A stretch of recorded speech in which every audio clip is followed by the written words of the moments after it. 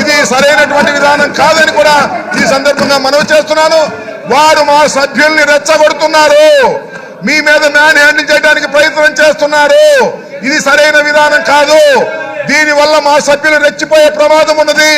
తర్వాత అవాంఛనీయ సంఘటన బాధ్యత వారే వహించవలసి ఉంటుంది.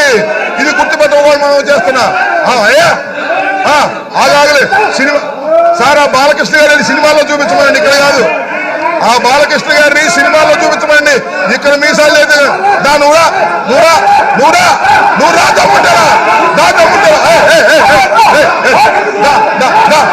తమ్ముంటారా